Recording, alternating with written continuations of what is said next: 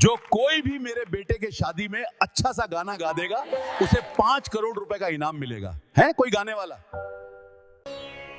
साहब, मैं गाना गाऊंगी। इस गरीब लड़की को यहाँ कौन बुला रखा है? अभी इतना मरूंगा कि चलकर नहीं जा पाएगी यहाँ। ए लड़की, तू यहाँ क्या कर रही है? चल भाग, ये से भाग। कभी कभी सबसे अनमोल आवाजें महलों में नहीं बल्कि बर्तनों की खनक के बीच जन्म लेती हैं। आलीशान महल जैसी शादी का मंडप, रात का समय, चारों तरफ रोशनी है, बड़े बड़े लोग हीरे जवाहरात पहनकर घूम रहे हैं। स्टेज पर दूल्हा दुल्हन बैठे हैं। मिस्टर रायचंद हाथ में माइक लेकर स्टेज पर आते हैं। आज मेरे इकलौते बेटे की शादी है। मैं चाहता हूं कि आज इस महफिल में ऐसी गायकी हो जो दुनिया ने पहले कभी ना सुनी हो। बड़े बड़े कलाकार हार मान गए, लेकिन मेरा चैलेंज अभी भी खुला है। भीड़ में खुसुर पुसुर शुरू हो जाती है। जो कोई भी आज इस महफिल का दिल जीत लेगा और ऐसी तान छेड़ेगा कि पत्थर भी पिघल जाए, उसे मैं इनाम में 5 करोड़ रुपए नकद दूंगा। लेकिन याद रहे, अगर गाना साधारण हुआ तो उसे मेरी बेइज्जती करने के जुर्म में जेल भिजवा दूंगा। बर्तनों का ढेर। मीरा फटे हुए दुपट्टे से अपना पसीना पोंछ रही है। वो दूर से रायचंद की घोषणा सुनती है। उसके हाथों में छाले हैं, लेकिन आंखों में एक चमक है। मैनेजर मीरा को धक्का देते हुए, ए लड़की, वहां क्या देख रही है? जल्दी बर्तन साफ कर, मेहमानों का दूसरा बैच आने वाला है। मीरा ने कहा, साहब, वो 5 करोड़ वाली बात सच है क्या? मैनेजर हंसते हुए, तेरे लिए नहीं है वो, तू बर्तन मांझ, वो अमीरों का खेल है। मीरा बुदबुदाते हुए, सुर गरीब या अमीर नहीं होते साहब, सुर तो बस सुर होते हैं। मीरा की हिम्मत। अचानक स्टेज पर सन्नाटा छा जाता है, क्योंकि कोई भी गायक रायचंद की शर्त से डरकर आगे नहीं आ रहा। तभी भीड़ को चीरते हुए मीरा आगे बढ़ती है। उसके कपड़े गंदे हैं, हाथों में साबुन लगा है। मीरा तेज आवाज में, रुकिए साहब, मैं गाना गाऊंगी। पूरी महफिल में सन्नाटा छा जाता है। लोग मीरा को देखकर हंसने लगते हैं। मिस्टर रायचंद गुस्से में, ये बर्तन साफ करने वाली यहां क्या कर रही है? गार्ड्स, इसे बाहर निकालो। मीरा निडर होकर, साहब, आपने ऐलान किया था कि जो कोई गा देगा। आपने ये नहीं कहा था कि गरीब नहीं गा सकता।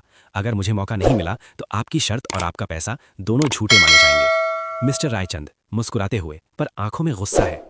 ठीक है, गा, लेकिन याद रखना, अगर तूने सबका वक्त बर्बाद किया तो 5 करोड़ तो क्या, तुझे 5 साल के लिए चक्की पीसनी पड़ेगी। शुरू कर। कैमरा मीरा के चेहरे पर जूम करता है, जो अपनी आंखें बंद करती है और एक गहरी सांस लेती है। मीरा कांपते पैरों से स्टेज पर चढ़ती है। उसके हाथों में अभी भी बर्तनों के साबुन की गंध है।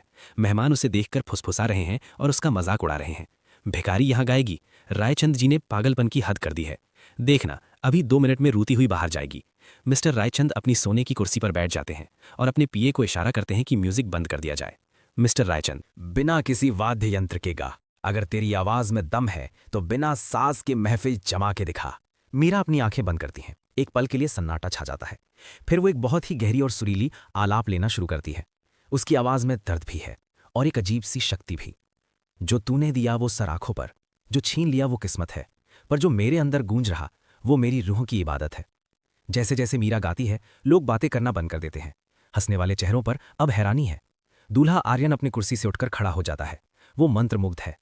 ऐसी आवाज तो मैंने आज तक किसी बड़े कॉन्सर्ट में भी नहीं सुनी। ये आवाज सीधे दिल को छू रही है। मिस्टर रायचंद देखते हैं कि माहौल बदल रहा है और लोग मीरा के दीवाने हो रहे हैं। उन्हें डर लगता है कि कहीं उन्हें सच में 5 करोड़ ना देने पड़ जाएं। वो चुपके से पास खड़े मैनेजर को इशारा करते हैं, मैनेजर, उस बड़े झूमर की लाइटें बंद करो और माइक का कनेक्शन काट दो। ये लड़की रुकनी चाहिए। अचानक पूरे हॉल की लाइटें जलने बुझने लगती हैं और माइक भयंकर आवाज करके बंद हो जाता है। मीरा चौंक जाती है और उसकी लय टूटती है। लोग घबरा जाते हैं। बस देखा, तेरी आवाज इतनी मनहूस है कि लाइटें भी चली गईं। रुक जा अब, वरना और बुरा होगा। गाना खत्म होते ही पूरा हॉल तालियों की गूंज से भर जाता है। तभी दूल्हा आर्यन स्टेज पर आता है और सबके सामने मीरा के पास जाकर अपना सिर झुकाता है। पिताजी, आपने कहा था कि जो दिल जीत लेगा उसे 5 करोड़ मिलेंगे। आज इसने सिर्फ दिल नहीं, हम सबकी आत्मा को छू लिया है। मिस्टर रायचंद दांत पीसते हुए, ये सिर्फ एक इत्तेफाक था, मैं इसे पैसे नहीं दूंगा। मीरा डरकर पीछे हटती है, लेकिन तभी उसे अपनी बूढ़ी माँ की याद आती है, जो घर पर बीमार है।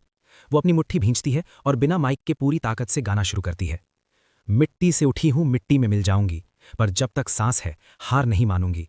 उसकी आवाज बिना बिजली के भी कोने कोने तक पहुंच रही है। मेहमान अपनी सीटों से खड़े होकर तालियां बजाने लगते हैं। मिस्टर रायचंद का चेहरा गुस्से से लाल हो जाता है, क्योंकि उनकी चाल नाकाम रही। पूरा हॉल तालियों से गूंज रहा है, लेकिन मिस्टर रायचंद के चेहरे पर नफरत है। वो स्टेज पर आते हैं और मीरा के हाथ से माइक छीन लेते हैं। शाबाश, बहुत अच्छा नाटक किया, लेकिन तुम सबको क्या लगा कि मैं इस सड़क छाप लड़की को 5 करोड़ दे दूंगा? ये पैसे मेहनत की कमाई के होते हैं, तमाशा करने के नहीं। मीरा आंखों में आंसू लेकर, साहब, तमाशा मैंने नहीं, आपने शुरू किया था। आपने ऐलान किया था पूरी दुनिया के सामने। ऐलान बराबरी वालों के लिए होता है। मैनेजर, देखो इसके सामान में, मुझे यकीन है इसने शादी से कुछ चुराया होगा। इसकी तलाशी लो और इसे पुलिस के हवाले करो। मैनेजर मीरा का पुराना थैला लाकर स्टेज पर फेंक देता है। उसमें से कुछ सूखे फूल और एक फटी हुई डायरी गिरती है। तभी दूल्हा आर्यन उस डायरी को उठा लेता है। आर्यन डायरी पढ़ते हुए, रुको पिताजी, इस डायरी में सिर्फ गाने नहीं लिखे हैं, इसमें उस अनाथालय का पता लिखा है जहां से मैं बचपन में आया था। मीरा, तुम्हें ये डायरी कहाँ से मिली? मीरा सिसकते हुए, ये मेरे बाबूजी की डायरी है।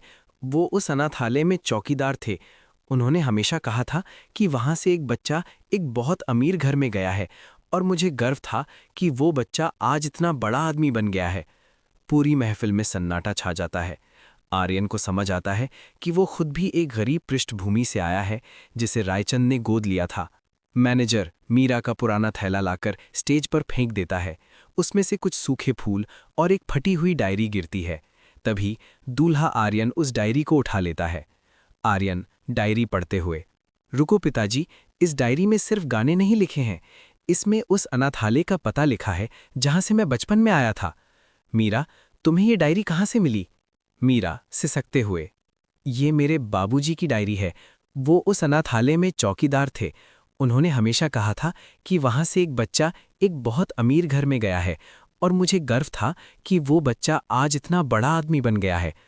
पूरी महफिल में सन्नाटा छा जाता है। आर्यन को समझ आता है कि वो खुद भी एक गरीब पृष्ठभूमि से आया है जिसे रायचंद ने गोद लिया था। आर्यन गुस्से और दुख में, पिताजी, आपने मुझे हमेशा सिखाया कि पैसा ही सब कुछ है, लेकिन आज इस लड़की की आवाज़ और इसकी सच्चाई ने बता दिया कि इंसानियत और हुनर की कोई कीमत नहीं होती। अगर आप इसे इसके हक के 5 करोड़ नहीं देंगे तो मैं इस घर की चौखट पार नहीं करूंगा और ना ही ये शादी होगी।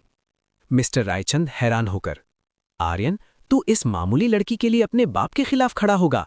आर्यन, बाप वो होता है जो जुबान का पक्का हो। आपने अपनी जुबान हारी है।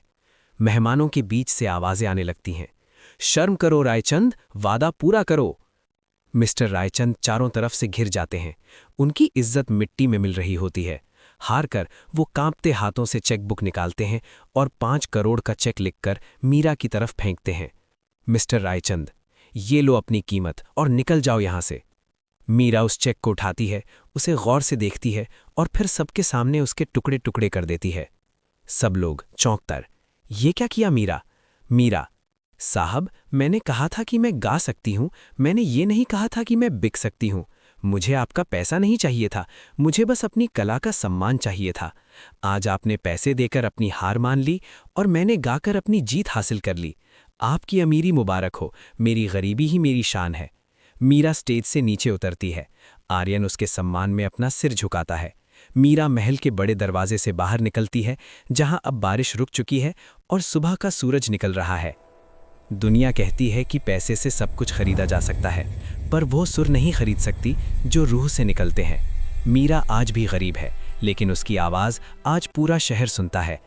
कैमरा मीरा के मुस्कुराते चेहरे पर जूम करता है और स्क्रीन काली हो जाती है।